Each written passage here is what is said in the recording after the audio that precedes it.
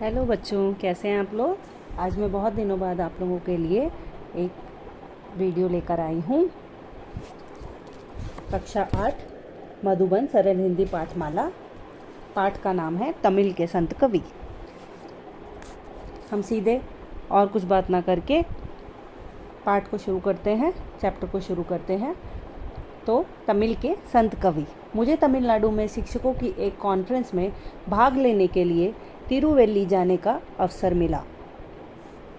Conference के बाद मुझे तिरुवनंतपुरम जाना था। So I got a chance to attend a conference, teachers conference in Tamil Nadu and went to Tiruvallur to attend a teachers conference. Conference के बाद मुझे तिरुवनंतपुरम जाना था। After the conference I had to go to Thiruvananthapuram. मालूम हुआ कि वहाँ जाने के लिए कन्याकुमारी के पास से होकर जाना पड़ता है।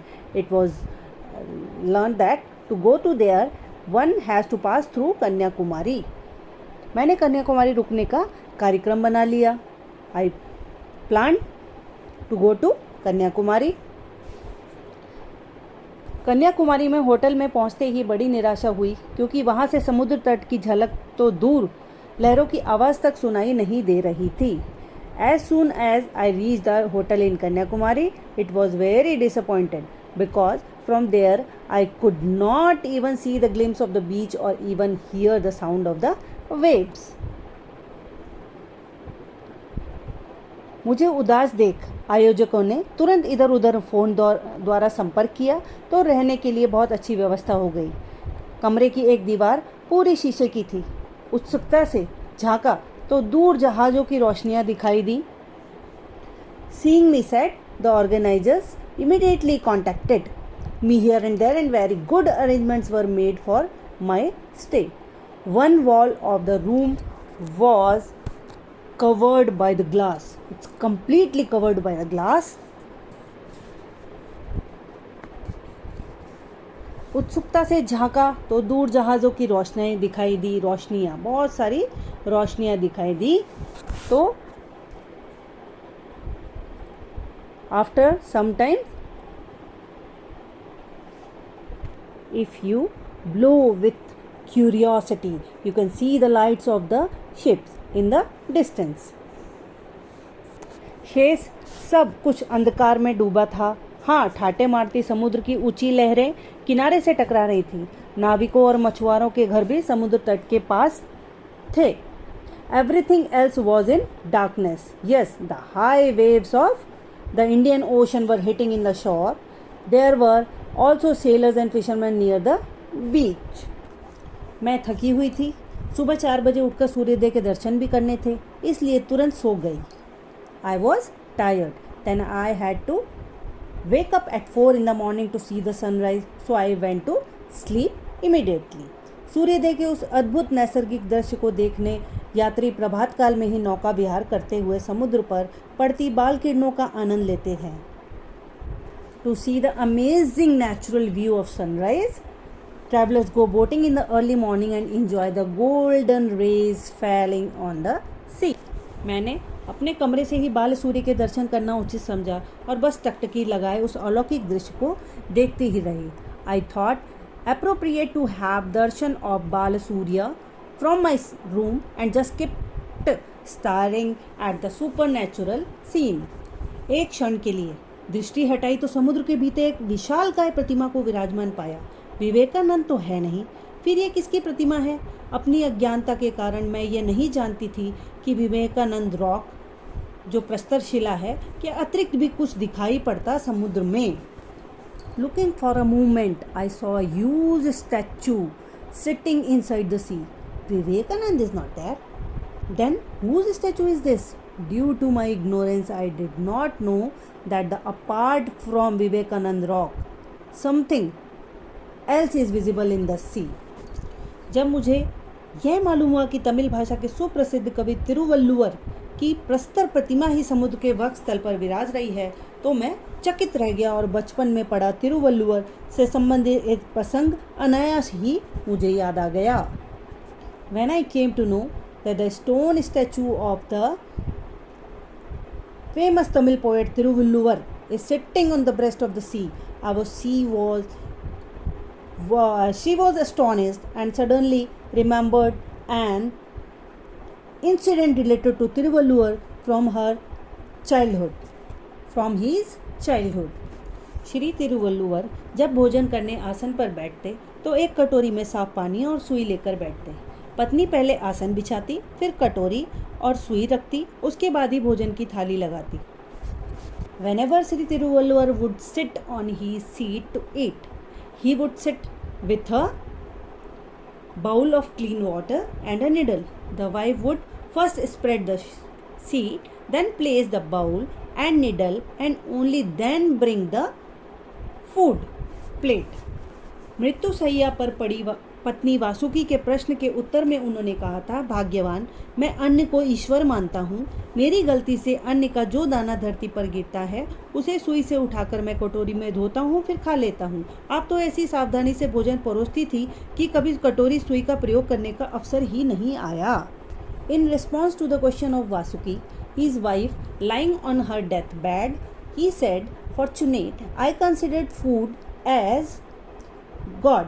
Whenever a grain of food fell on the ground due to my mistake, I would pick it up with a needle, wash it in a bowl, and then eat it. You used to serve food with such a care that you never got the chance to use a bowl or a needle." दक्षिण भारत के इस अनोखे कवि तिरुवल्लुवर और उत्तर भारत के प्रसिद्ध संत कवि कबीर के जीवन की कहानी एक सी है। The story of the life of this unique poet Thiruvalluvar of South India and the famous saint poet Kabir of North India is same. दोनों ही लावारिस पड़े हुए मिले थे क्योंकि दोनों के माता पिता जन्म देते ही इन अबोध शिशुओं को त्याग कर चले गए थे। Both of them were fond lying abundant because both of their parents had abandoned these innocent babies immediately after giving birth. निसंतान दंपतियों ने दोनों का लालन पालन किया। दोनों ने गृहस्थ जीवन का पालन करते हुए सात्विक जीवन व्यतीत किया। दोनों ने उस समय की लोकसभा का प्रयोग अपने काव्य लेखन में किया। दोनों ने दो पंक्तियों के छंद में अपनी बात को कहा जिससे साधारण लोग भी उन्हें सरलतापूर्वक समझ सकें। इस तरह दोनों के जीवन की अनेक घटनाएं एक जैसी थीं। Both of them were brought up by childless couple. Both of them lived a virtuous life by following the family life. Both of them used the folk language of that time in their poetic writing. Both of them expressed their views in 2 lines verses so that even common people could understand them easily. In this way, many incidents in the life of both were similar. Thiruvalluvar का जन्म ईसा पूर्व प्रथम शताब्दी माना जाता है। इनका जन्म स्थान तमिलनाडु राज्य का मद्रास, जो आज का चेन्नई है, शहर और भाषा द्रविड़ कही जाती है। Thiruvalluvar is considered to have been born in 1st century. His birthplace is Madras, like today's Chennai, city of Tamil Nadu state, and his language is called Dravidian. Thiruvalluvar के माता पिता इधर उधर घूमते रहते थे। उन्होंने नवजात तिरुवल्लुवर को एक वृक्ष के नीचे छोड़ दिया। बल्लुव जाति की एक निसंतान दयालु स्त्री ने इन्हें वृक्ष के नीचे पत्तों पर पड़ा पाया तो उठाकर घर ले आई। दोनों पति पत्नी ने बड़े स्नेह और यत्न से इस बालक का पालन पोषण किया। उनके बल्लुव होने के कारण बालक का नाम बल्लुवर पड़ गया। तिरु तमिल भाषा में आदर सूचक शब्द है, इसका अर्थ है श्री। इस तरह से तिरुवल्लुवर के नाम से प्रसिद्ध हुए। तिरुवल्लुवर's parents kept roaming here and there. He left the newborn Tiruvallur under a tree. A childless kind woman of Valluva caste found them lying on the leaves under a tree and picked them up and brought them home. Both husband and wife raised this child with great love and effort. Due to his being Balluva, the child was named Balluvar. Tiru is a respectful word in Tamil language. It means Shri. In this way, he became famous by the name of Tiruvalluvar. कहते हैं कि अपने जन्म की कहानी जानने के पश्चात वह अपने माता पिता से आज्ञा ले तपस्या करने जंगल में चले गए। वहाँ ध्यान, योग तथा तंत्र मंत्र का कठिन अभ्यास किया। फिर सोचा कि लोक सेवा करनी हो तो समाज में ही रहना चाहिए। उन्होंने वासुकी नाम की विदुषी और रूपवती कन्या से विवाह कर लिया। It is said that after knowing the story of his birth, he took permission from his parents and went to the forest to do penance. There he practiced meditation, yoga and tantra mantra.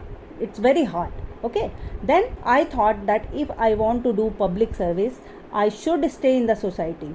He had a wise and beautiful woman named Vasuki. Got married too. Thiruvalluvar विवाह के पश्चात मैलापुर में रहने लगे और अपना पिता की तरह कपड़ा बुनने का काम करने लगे। तिरुवल्लुवर और उनकी पत्नी का जीवन बहुत सादा था। दोनों बड़े संतोषी थे और सदा परोपकार के कार्यों में लगे रहते थे। After marriage he started living in Mylapore and working as a textile merchant like his father. Life in Tiruvallur and Shiri was very simple. Both were content and always engaged in charitable work. Taking out time from his busy life, Vallur used to write poetry. अपने व्यस्त जीवन से समय निकालकर तिरुवल्लुवर कविता लिखते थे। उन्होंने जीवन के अनुभवों पर आधारित 1330 कुरल रचे। कुरल का अर्थ है छोटा और ये 2 पंक्तियों में सिमटा छंद है। तिरुकुरल नामक ग्रंथ में इनके सभी कुरल संग्रहित हैं जो 3 भागों में बटे हैं, सद्गुण, संपन्नता तथा प्रेम। Taking out time from his busy life, Valluvar used to write poetry based on his life experience. He composed 1330 kural which means small is limited to 2 verses.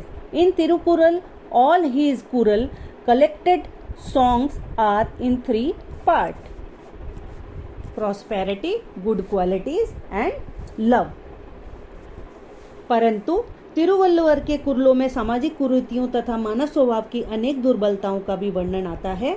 इनके काव्य में कोरी उपदेशात्मकता है और किसी धार्मिक दृष्टिकोण को प्रस्तुत करने का भाव तनिक भी नहीं है.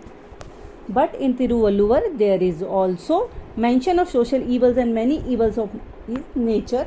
There is not even the slightest sense of presenting didactic figures in their work. Didactic figures in their work. उसमें सर्वत्र वह व्यावहारिकता और सहजता है जिसे लोक जीवन में सरलता से अपनाया जा सकता है. तिरुवल्लुवर मानते हैं कि निर्धनता ऐसा अभिशाप है जो मनुष्य के विनाश का कारण बन जाता है. साथ ही साथ बिना धन के सद्गुणों को बनाए रखना भी कठिन होता है. तिरुवल्लुवर को तमिल भाषा का वेद कहा जाता है.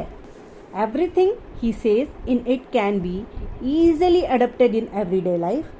Tiruvallur believes that Tiruvallur is the curse which becomes the cause of destruction. At the same time, it is also difficult without it. Tirukural is called Tamil.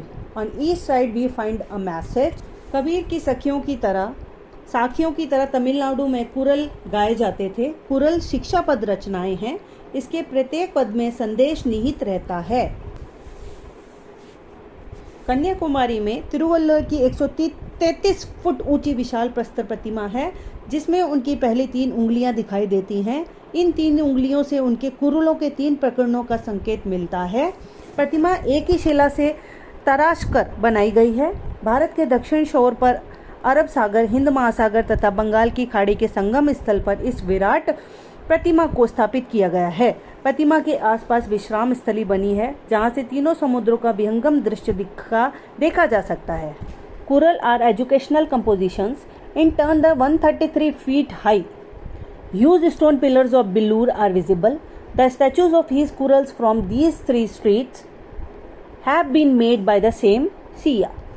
This huge statue has been built at the confluence of the Bay of Bengal, south of Sea of India and the Hindu Ocean. There is a surrounding area of the statue from where a panoramic view of 3 seas can be seen. इस विश्राम स्थली की दीवारों पर कुरल लिखे हैं जिन्हें देखकर मन आनंदित हो उठा और मैं बाविभोर हो गई. Seeing Kurals carved on its wall, I felt happy and I went.